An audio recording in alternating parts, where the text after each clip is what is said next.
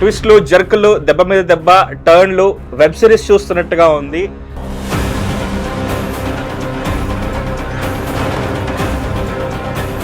ఒకరేమో నేను నా పదవి నుంచి దిగను అంటున్నారు, ఇంకొకరేమో ఎవరైనా రండయ్యా ఒక గవర్నమెంట్ ఫామ్ చేద్దాం అంటున్నారు. ఛత్రపతి సినిమాలో కోట శ్రీనివాసరావు గారితో ఒక డైలాగ్ ఉంటుంది, రౌడీజం రాజకీయం ఒక్కటి కాదురా రే. సో సినిమాల్లో డైలాగులు ఎన్నన్నా చెప్పచ్చండి, నిజ జీవిత రాజకీయాలు అంత తేలిక కాదు. ఒక ఆటో డ్రైవర్ అతను రాగానే రా నీకు టికెట్ ఇచ్చేస్తానన్నారు, అసలు అదొక సెన్సేషన్. ఆటో డ్రైవర్ వాళ్ళ ఇంట్లో పనిచేసే వాళ్ళు చాలా మందికి ఇచ్చారు, కానీ అదంతా బోగస్. అతను ఆటో డ్రైవర్ కాదు. 231 మంది అభ్యర్థులను దింపారు ఈ ఎన్నికల్లో. 92 మంది మీద క్రిమినల్ కేసులు ఉన్నాయి, 43 మంది మీద serious attempt to murder case. దాని తర్వాత సుమారు 114 నుంచి 115 మంది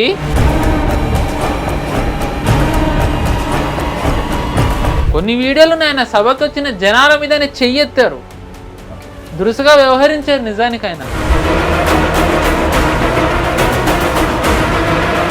ఆయన మనందరికి దృశ్యం చూపించారు, నో డౌట్ అబౌట్ దట్. దృశ్యం చూపించారు ఆయన నిజంగా.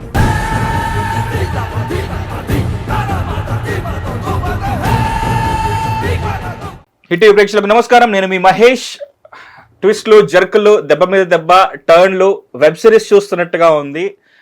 నేషనల్ లెవెల్లో పాలిటిక్స్, ముఖ్యంగా 2026 అసెంబ్లీ ఎలక్షన్స్ జరిగిన తర్వాత, రిజల్ట్స్ వచ్చిన తర్వాత, అండ్ ముఖ్యంగా వెస్ట్ బెంగాల్ అండ్ తమిళనాడు, ఈ 2 స్టేట్స్ని తీసుకుంటే కనుక ఒకరేమో నేను నా పదవి నుంచి దిగను అంటున్నారు, ఇంకొకరేమో ఎవరైనా రండయ్యా ఒక గవర్నమెంట్ ఫామ్ చేద్దాం అంటున్నారు.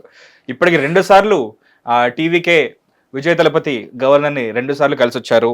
అండ్ ఆయన ఫిలిమే ఒకటి ఉంది, సర్కార్ అని చెప్పేసి. సో సినిమా పాలిటిక్స్కి రియల్ పాలిటిక్స్కి ఎంత వ్యత్యాసం ఉందో ఆయన ఇప్పుడు కల్లారా చూస్తున్నట్టున్నారు. నాకు తెలిసి డిఎంకే అండ్ ఏఐడిఎంకే నాయకులు కలిసి welcome to original and real politics అని చెప్పేసి వెల్కమ్ చెప్తున్నట్టున్నారు.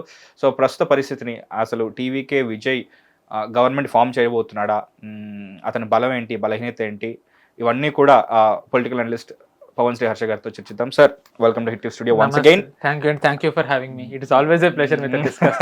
ఎంజాయింగ్, బాగా ఎక్సైటెడ్ గా ఉన్నట్టున్నారు. లైక్ ప్రెసెంట్ వేరే స్టేట్ పాలిటిక్స్ ని చూస్తున్నట్టయితే, ప్రస్తుత పరిణామాలు చూస్తున్నట్టయితే, ఇది యాక్చువల్ గా నిజం చెప్పారంటే ఇది మీరు అడుగుతున్నారనే ప్రతిసారి నేను, ఎందుకంటే మీలాగే ఎంతో మంది ఇంట్రెస్టింగ్ గా ఉన్నారు కాబట్టి ఈ రోజు ఇచ్చేద్దామన్నా. నేనేదైతే ప్రిపేర్ అవ్వకుండా వెళ్తాను, చాయిస్ లో వదిలేసుకుని వెళ్దాం అనుకుంటానో అదే మళ్ళీ ఎగ్జామ్ లో వస్తున్నట్టుగా ఉంది మీ పరిస్థితి. మీరు తమిళనాడుని అన్ప్రెడిక్టబుల్ అన్నారు, అక్కడే ఒక కొత్త డ్రామా స్టార్ట్ అయింది. దాని గురించి తర్వాత మాట్లాడదాం అనుకున్నారు, కానీ దాని గురించి మొత్తం బయట ట్రెండింగ్ గా ఉంది. సో మొత్తానికి ఈసారి ప్రిపేర్ అయ్యి వచ్చారు. ఈసారి గట్టి స్కోర్ తో సాటిస్ఫాక్టరీ ఎగ్జామ్ రాసి మీరు ఈ స్టూడియో నుంచి బయటకు వెళ్ళబోతున్నారు. ఫైన్, జోక్స్ అపార్ట్, డిస్కషన్ కోసం చాలా మంది వెయిట్ చేస్తుంటారు కాబట్టి, ఏంటి రియల్ పాలిటిక్స్ ని మెల్లిగా టేస్ట్ చేస్తున్న విజయ్ తలపతి పరిస్థితి ఏంటి, అక్కడ పరిస్థితి ఏంటి? సింపుల్ గా ఒక్క మాటలో, అంటే అఫ్ కోర్స్ వివరిస్తాను, కానీ క్లుప్తంగా చెప్పాలంటే సినిమా లవర్స్ కి ఇది ఇంకా కనెక్ట్ అవుతుంది. ఛత్రపతి సినిమాలో కోట శ్రీనివాసరావు గారితో ఒక డైలాగ్ ఉంటుంది, రౌడీజం రాజకీయం ఒక్కటి కాదురా రే. రాజకీయం రౌడీజం ఒక్కటి కాదురే. సో సినిమాల్లో డైలాగులు ఎన్నన్నా చెప్పచ్చండి, నిజ జీవిత రాజకీయాలు అంత తేలిక కాదు, గెలిచేసినంత తేలిక కాదు. నేను అంటూ వచ్చాను, మీరు విజయ్ గురించి ఎన్నిసార్లు మాట్లాడదానని నేను అన్నాను. తను ఇంకా ఎటువంటి పదవి రాలేదు, సో తనని గురించి మాట్లాడడం ఇప్పుడు భావ్యం కాదన్నా, కానీ తను ఎలా పోటీ చేశాడో, ఎలాంటి అవాంతరాలు ఎదుర్కొని నిలబడి ఈ స్థాయికి వచ్చాడో దాని గురించి మాత్రమే మాట్లాడతానన్నాను, మాట్లాడాను. కానీ ఐ థింక్ సమయం వచ్చింది విజయ్తో మాట్లాడాలని. ఎందుకంటే ఒక రాజకీయ నేతగా ఆయన పరిజ్ఞానం ఎంత ఉంది, ఎంత లాంగ్ రన్ వెళ్తారు అనేది మనకి దీంతో చిన్న గ్లిమ్స్ వచ్చింది. చాలా మంది అంటున్నారు విజయ్ గవర్నమెంట్ ఫామ్ చేయాలి, గవర్నమెంట్ ఫామ్ చేయడానికి అర్హులు, ఆయన గవర్నర్ ఫామ్ చేయనివ్వట్లేదని. 2 సార్లు వెళ్ళొచ్చారు. సింపుల్ గా ఇంతే అంటున్నారు, కానీ రాజ్యాంగం ప్రకారం విజయ్ చేసిన చిన్న బ్లండర్ గురించి ఎవ్వరూ మాట్లాడట్లేదు. విజయ్ నేను సింగిల్ లార్జెస్ట్ పార్టీ అని వెళ్ళి ఉన్నట్టయితే ఆయనకి ప్రమాణ స్వీకారానికి అనుమతి ఇచ్చి ఉండేవారు. ఇప్పుడు అలాగే మనకి జరిగిన ఉదంతాలు ఉన్నాయి. 2018లో కర్ణాటకలో యడ్యూరప్పకి బీజేపీ గవర్నమెంట్కి పూర్తి ఆధిక్యం రాలేదు, కానీ యడ్యూరప్ప గారు ప్రమాణ స్వీకారం చేసేసారు. తర్వాత ఫ్లోర్ టెస్ట్లో ఆయన ఓడిపోయారు, ఫ్లోర్ టెస్ట్లో ఆయన దిగిపోయారు.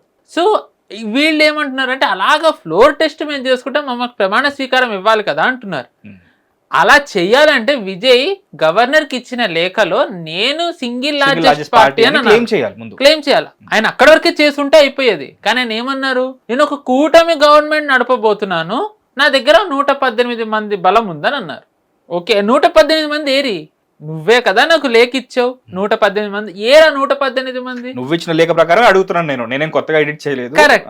అంటే రాజ్యాంగంలో ఉండే ఈ ఏవైతే ఉంటాయో మనకి క్లాసెస్ అంటామా, ప్రొవిజన్స్ అంటామా, లేకపోతే తలనొప్పులు అంటామా, వెరీ ఇంపార్టెంట్. చిన్న కామా పెట్టినా, చిన్న ఫుల్ స్టాప్ పెట్టినా, చిన్న బ్రాకెట్ లో ఓపెన్ బ్రాకెట్ క్లోజ్ బ్రాకెట్ లో పెట్టినా సరే చాలా ఇంపార్టెంట్ ఉంటాయి when it comes to government documents and government letters. Exactly.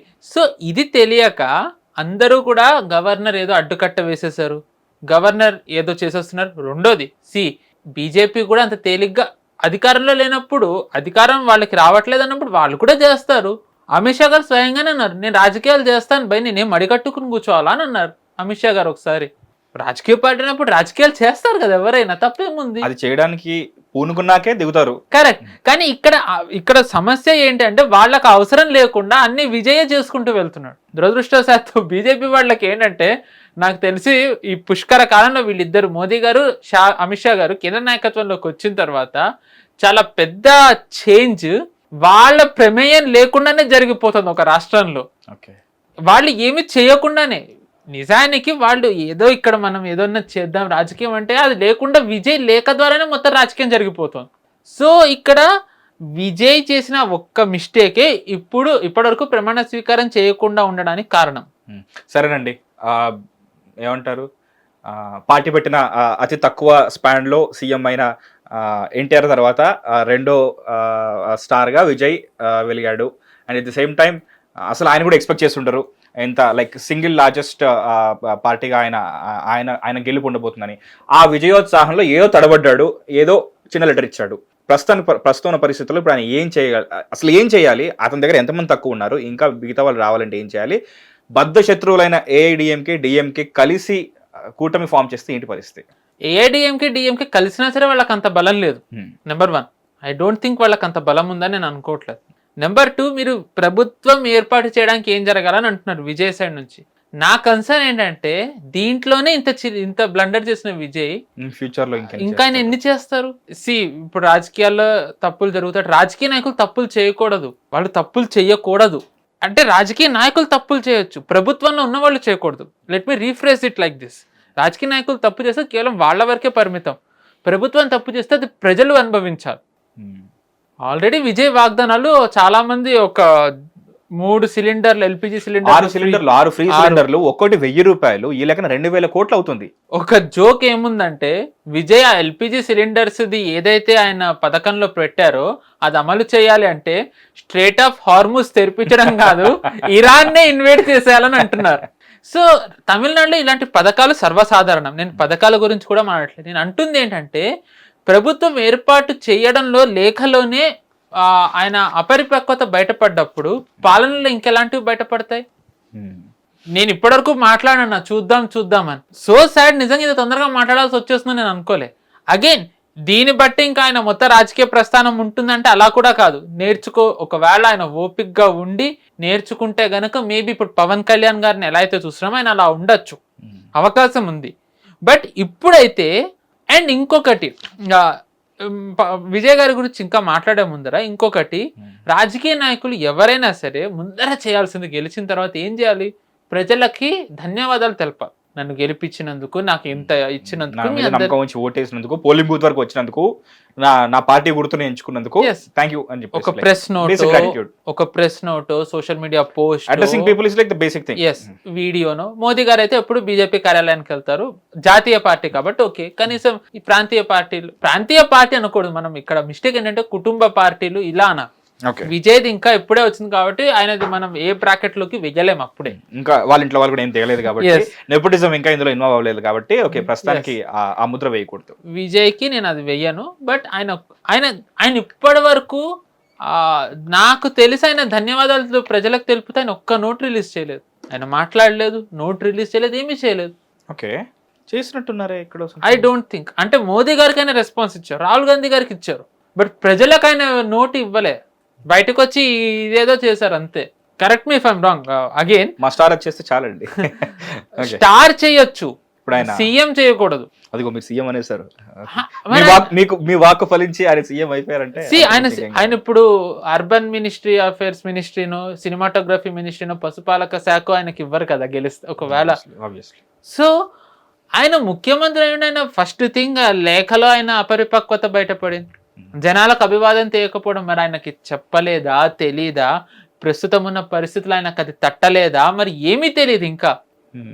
అంటే ఆ తప్పు మీద తప్పులు జరుగుతున్నాయి ఆయనవి. సో అండ్ దురదృష్టవశాత్తు ఒకవేళ నిజంగా కాంగ్రెస్సే కూటమితోని వెళ్ళినట్టయితే ఆయనకి ఇది నిజంగానే చాలా పెద్ద సెట్ బ్యాక్. ఎందుకంటే ఇంకొకటి, ఫస్ట్ జనాలు విజయ్కి మ్యాండేట్ ఇచ్చారంటున్నారు. క్షమించాలి, జనాలు విజయ్ గారికి ఇంకా మ్యాండేట్ ఇవ్వలేదు. మ్యాండేట్ ఇచ్చి ఉంటే ఆయనకి 118 సీట్లు వచ్చి ఉండేవి. సింగిల్ లార్జెస్ట్ పార్టీ అవ్వడానికి మ్యాండేట్కి మధ్య చాలా వ్యత్యాసం ఉంటుంది. జనాలు 2024లో బీజేపీకి మ్యాండేట్ ఇవ్వలేదు, కానీ జనాలు 2024లో ఎన్డీఏకి మ్యాండేట్ ఇచ్చారు. అంటే మీకు నేను చెప్తుంది అర్థమవుతుంది కదా. సో విజయ్కి అంటే నేను మీకు ఎందుకు ఇంత స్పష్టంగా చెప్తున్నా అంటే కొన్నిసార్లు మనం అనేవి కూడా నరేటివ్లో జనాలని ప్రభావితం చేయడంలో అవి చాలా ఉపయోగపడతాయి. నేను ఇప్పుడు ఇందాక అలవాట్లో విని ప్రాంతీయ పార్టీలు అనేసాను. నిజంగా ప్రాంతీయ పార్టీలు కాదు, కుటుంబ పార్టీలు వాళ్ళ అస్తిత్వానికి ప్రాంతీయవాదం, కులాలు వాళ్ళు వాడుకున్నారు. ఆఫ్ కోర్స్ విజయ్ ఇంకా ఆ బ్రాకెట్ లోకి రాలేదు, మనం వేచి చూడాలి ఆయన ఎందులో 6 నెలలు తెలుస్తుంది. ఎస్, ఎందులో చేసిన తర్వాత. కరెక్ట్. సో ఆయన ఫస్ట్ లేఖ, తర్వాత ప్రజలది, ఇందులోనే నేను చూపించలేదు. రెండోది, నేను ఎవరితో కలవను, డిఎంకే అలయన్స్ అది, ఏఐడిఎంకే ఇది, బీజేపీ అదని అన్నారు. ఎలక్షన్ ముందు కూడా ఆయన అనేది అదే, నా పార్టీ కార్యకర్తలు ఎవరిని కూడా ఇంకో పార్టీ జెండా మోయని. కరెక్ట్. ఇప్పుడు డిఎంకేని వాళ్ళు వద్దు అన్నారు అంటే డిఎంకే కూటమిని వద్దన్నారనే కదా అర్థం. కాంగ్రెస్ కూడా అందులో ఉంది కదా. మరి ఇప్పుడు ఆ లెక్కనైనా నేను అలాగనే ఏఐడిఎంకేతో కలవాలంటే ఏఐడిఎంకేకి మ్యాండేట్ లేకపోతే అసలు వాళ్ళతో కూడా కలవకూడదు ఆయన. నిజానికి ఆయన లెక్క ప్రకారం నేను ఆయన ఏఐడిఎంకేతో కలవాలంటే వీళ్ళిద్దరూ వద్దని ఇంకో ఆల్టర్నేటివ్ జనాలు అధిక శాతంలో ఎన్నుకున్నారు. కానీ ఆయన ఇప్పుడు మ్యాండేట్ చూపించలేకపోతున్నారు. పోని రాజకీయ నాయకులు అన్నాక మాటలు వేరు, చేతలు వేరు, కలిశారని అనుకుందాం. ఆ కలిసిన దాంట్లో ఆయన ఒక పరిజ్ఞానం, ఆయన అది మెచ్యూరిటీ చూపించాలి కదా. లెటర్లోనే ఇంత ఇమ్మెచ్యూర్గా ఉంటే రేపు మన దేశంలో ఆర్థికంగా ఐ థింక్ 5వ స్థానమో 6వ స్థానంలోనే ఉంటుంది, తమిళనాడు టాప్ 10లో ఉంటుంది. అలాంటి రాష్ట్రాన్ని ఎలా పాలిస్తారు? ఇది డ్రగ్గా హబ్గా మారిపోతుంది. ఆ రాష్ట్రాన్ని ఎలా పాలిస్తారు? ఎల్ఈటీను లష్కరే తోబా జైషే మొహమ్మద్ తమిళనాడు దక్షిణ భారతదేశానికి కేంద్రంగా తమిళనాడును వాడుకోవాలనుకుంటున్నారు. ఆ తమిళనాడును ఆయన ఎలా కాపాడతారు? సరిహద్దు కోస్టల్ రీజన్ అక్కడ, దాన్ని ఎలా చూసుకుంటారు? ఆయన ప్రజలకి ఆయన ఇప్పుడు ఇచ్చిన వాగ్దానాలు ఎలా నెరవేరుస్తారు? సీరియస్ క్వశ్చన్స్ ఇవన్నీ. సో చాలా ప్రశ్నలు ఉన్నాయి. ఒకటి, దీంతో నేను ఒక అభిప్రాయానికి వచ్చేయాలంటే నేను అదే అంటున్నాను, మళ్ళీ వేచి చూద్దాం. ఎందుకంటే దెబ్బలు తగలగా ఎవరన్నా రాటు తేలుతారు, కానీ దెబ్బలు తగిలించుకునేంత ఓపిక ఆయనకుందా? వన్ టర్మ్ పొలిటీషియన్ కింద తప్పుకుంటారా? తెలీదు. ఎందుకంటే తమిళనాడులో నేను మీకు గతంలో కూడా అన్న, జనాలు తీసుకెళ్తే ఆకాశానికి తీసుకెళ్తారు, లేకపోతే పాతాళానికి పడేస్తారు. సో ఇప్పుడు విజయ్ అందులో కాంగ్రెస్ గనక పొత్తులో ఉన్నట్టయితే వాళ్ళ వ్యవహార శైలి చాలా భిన్నంగా ఉంటుంది వాళ్ళది. అందులో ఇప్పుడు వాళ్ళు వస్తేనే కానీ ప్రభుత్వం ఏర్పాటు చేయలేమంటే వాళ్ళ కోరికలు, డిమాండ్స్ అవి కూడా చాలా ఎక్కువ ఉంటాయి. సో విజయ్ వాటినన్నిటినీ చేస్తూ రాష్ట్రాన్ని పక్కన పెట్టినట్టయితే ప్రజలు తర్వాత ఏం చేస్తారో మనం చెప్పక్కర్లేదు. So tough time for him. ఇప్పటి వరకు అయితే ఐఎమ్ రియల్లీ డిసప్పాయింటెడ్ వ్యక్తిగతంగా. ఆఫ్ కోర్స్ నీకేం స్థాయి ఉందిరా అంటే నాకు లేదు, కరెక్టే. కానీ ఏదో తమిళనాడులో మార్పు వస్తుంది అని అనుకుని జనాలు వేశారు విజయ్కి. ఇప్పటి వరకు చూసుకున్నట్టయితే గనక ఆయన జస్టిస్ చెయ్యలేదనే నాకు అనిపిస్తుంది. మార్పు అండ్ ఈ పరిస్థితి మారడం, ఈ రెండింటి గురించి మాట్లాడదాం. అంటే అట్ ది సేమ్ టైం అనుభవలేమితో వచ్చే సమస్యలు ఇవే ఉంటాయి. ఇంతకుముందు కూడా ఒక అనాలిసిస్లో మాట్లాడుకున్నాం. ఎన్టీఆర్ గారు కూడా పార్టీ పెట్టిన 9 నెలలకి ఆయన సీఎం అయ్యారు. ఆయన ఎందుకు సక్సెస్ఫుల్గా ఒక గవర్నమెంట్ రన్ చేయగలిగారంటే ఆయన వెనకాల వెన్నుముకలాగా చంద్రబాబు నాయుడు గారు అప్పటికే రాజకీయాల్లో ఉండి ఏం చేస్తున్నారు, ఏం చేయాలి, ఎలాంటి నిర్ణయాలు తీసుకోవాలి, బ్యాక్ డోర్లో ఒక స్ట్రాంగ్ లీడర్గా ఉన్నారు కాబట్టి ఆయన సస్టైన్ అయ్యారు అని చెప్పేసి ఒక మాట ఉంది. సో ఇప్పుడు టీవీకే పార్టీలో ఎవరైతే అభ్యర్థులు ఉన్నారో అందులో ఒక్కరు కూడా ఈ అనుభవజ్ఞులు ఎవరు లేరా? వచ్చి ముందుకొచ్చి ఈ గడ్డు కాలం నుంచి బయటికి పడేసేవాళ్ళు. అట్ ది సేమ్ టైం మార్పు అన్నారు. I was very surprised. కొన్ని స్టాటిస్టిక్స్ అండ్ కొంచెం డేటా చూస్తే లైక్ ఇంతకు ముందు ఉన్న పార్టీ ఏదైతే ఉందో చాలా డెవలప్మెంట్ చూపించింది, అయినా కానీ టీవీకే పార్టీని మొగ్గు చూపారు. అఫ్ కోర్స్ వాళ్ళ రీజన్స్ వాళ్ళకు ఉన్నాయి. ఏంటంటే యాంటీ లైక్ హిందూ ఓట్స్ అవన్నీ ఏవైతే రకరకాలు ఉన్నాయి. సో మార్పు చూపించినా కూడా, డెవలప్మెంట్ తీసుకొచ్చినా కూడా అక్కడి వాళ్ళు ఎవరు కూడా ఇటు ఆ పార్టీకి మళ్ళీ ఓటు వేయకపోవడం అనే మార్పు అసలు దేనికి సంకేతం? అదొకటి. అండ్ ఈ పరిస్థితి నుంచి ఇప్పుడు బయటపడాలంటే ఇంకా ఎన్ని రోజులు వేచి చూడాల్సి వస్తుంది? నెక్స్ట్ చేయాల్సిన కార్యాచరణ ఏమై ఉంటుంది? రాష్ట్రం ఇలా ఉండడం అనేది చాలా ప్రమాదకరం అండి. ఖచ్చితంగా దీనికి ఒక పరిష్కారం అయితే తేవాలి. ఎందుకంటే ప్రభుత్వం లేకుండా ప్రజలు ఏమవుతారు? ఈ టైంకి అక్కడ పెట్టుబడులు ఎంతమంది తమిళనాడు వైపు మొగ్గు చూపుతూ ఉండుంటారు, వాళ్ళు ఎవరి దగ్గరికి వెళ్తారు? నేను తెలియక అడుగుతున్నాను.